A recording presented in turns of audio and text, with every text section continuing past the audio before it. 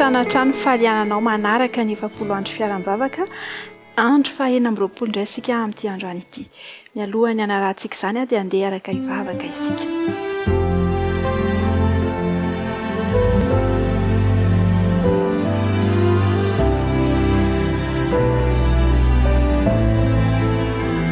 Rainay tsara indrindra izay ny an-danitro mbola misaotra anao hatrany noho ny fitiavanao sy ny fitantananao ny fiainanay raha anaraka ny 20 andro fiaram-bavaka indray izay amin'ity androany ity.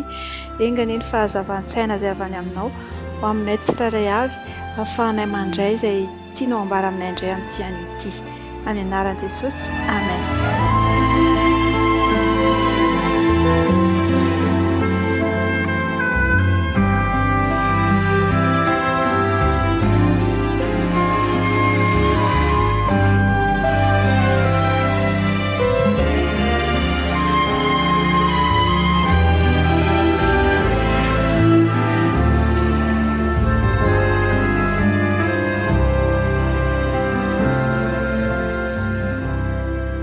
Hevitra izay rahantsika mandinika indray zany dia mahakasika ny hoe araka ny fanahy.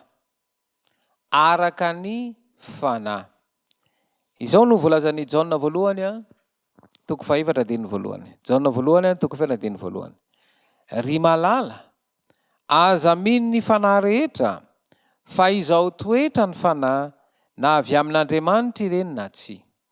Ry malala, aza mino ny fanahy rehetra, fa izao toetra ny fanahy na avy amin'Andriamanitra ireny na tsy. Jaona voalohany toko fahaefatra andininy voalohany. Mitady ny hanapaka ny vatana amin'ny alalan'ny saina Andriamanitra. I Satana kosa mitady ny hanapaka ny saina amin'ny alalan'ny vatana. Averiko tre mandeha.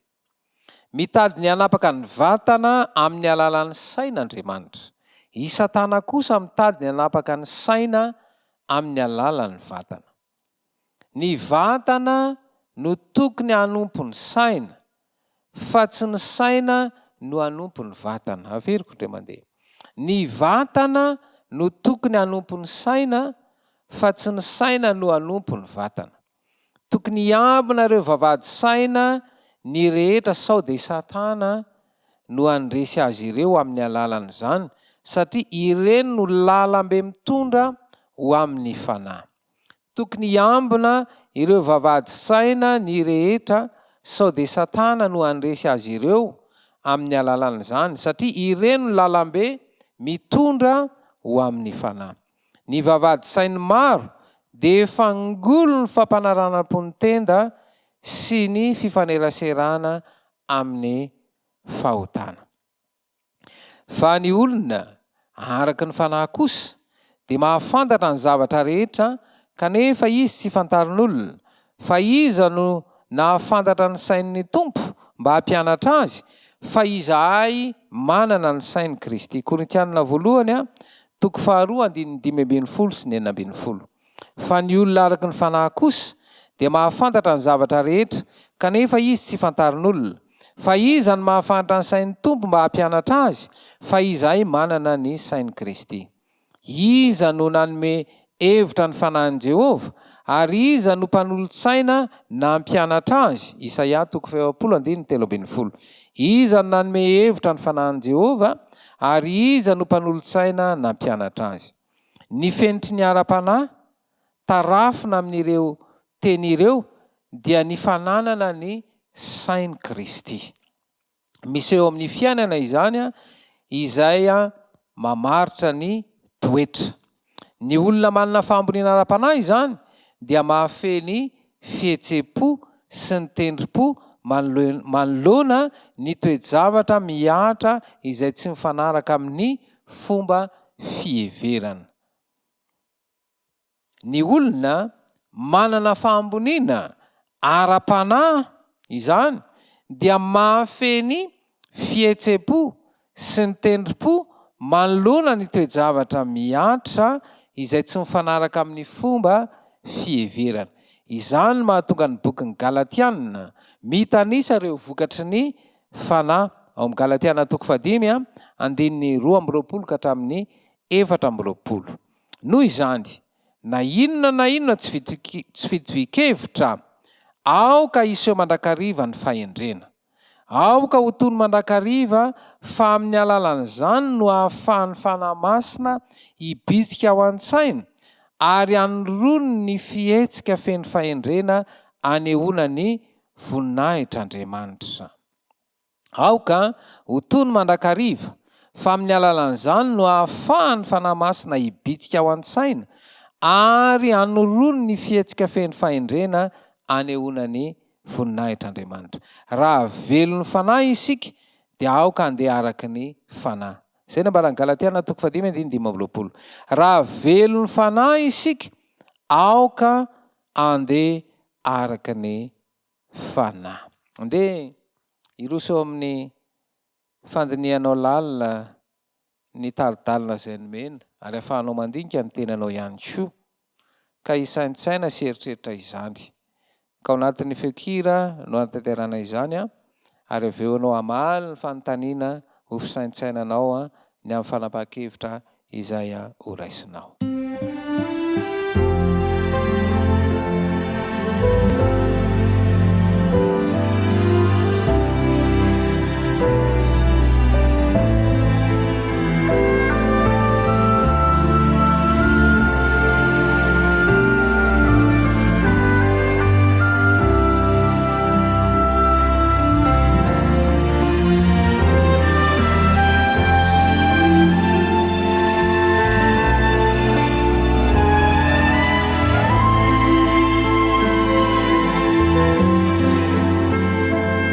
Ahoana no ifehezana ny fihetsem-po? Ahoana no ifehezana ny fihetsem-po? Izay indray izany ny fanontaniana izay ho saintsainao, eritreretinao. Fanontaniana voalohany izay. Ahoana no ifehezana ny fihetsem-po? Ny fanontaniana faharoa dia izao. Atao ahoana ny miaino ny bitsiky ny fanahy? Atao ahoana ny miaino ny bitsiky ny fanahy na amin'ny fomba ahoana ny miaino ny bitsiky ny fanahy? Rehefa eritreretinao lalina izany ary saintsainao lalina ny famaliana ny fanontaniana avy amin'ny alalan'ny fandinihanao ny taridalina izay nomena, dia hanampy anao ny fanahy masina hanazava amin'ny fisainanao ary tonga anao ho tonga amin'ny fanapahan-kevitra ny amin'ny famaliana ny fanontaniana hoe inona no tokony atao, inona no tokony atao. Ary rehefa mandray fanapahan-kevitra ianao dia tanterao avy hatrany, hiainao avy hatrany, na dia manano sarotra ary ny fiainana an'izany dia aza-kivy, mitozoa ary angatao mandrakariva amin'ny fahazavan-tsain'ny fanahy, hanome anao ny hery, ahafahanao manatanteraka ny fanapahan-kevitra izay ho raisinao. Andeha ho entsika ambavaka izany. Misaotra anao Jesosy anomenao taridalina indray ary nomenao fahazavan-tsaina ho amin'ny fandraisana fanapahan-kevitra. Misy fiaikana izay tsy maintsy hatrehanay nefa, fa meo anay ny hery ahafahanay mitozo, ahafahanay mifikitra ary tsy ho kivy. Ka na inona fisedrana izay atao aminay dia ho vonona izay aneho ny voninahitra ao mba ahatonga ny finoanay hatanjaka ary tena aneho ny mahara-panahy tokoa amin'izao vanim-potoana manahirana izao. Tononona sy angatahana amin'ny anaranao Jesosy Kristy nivavaka. Amen.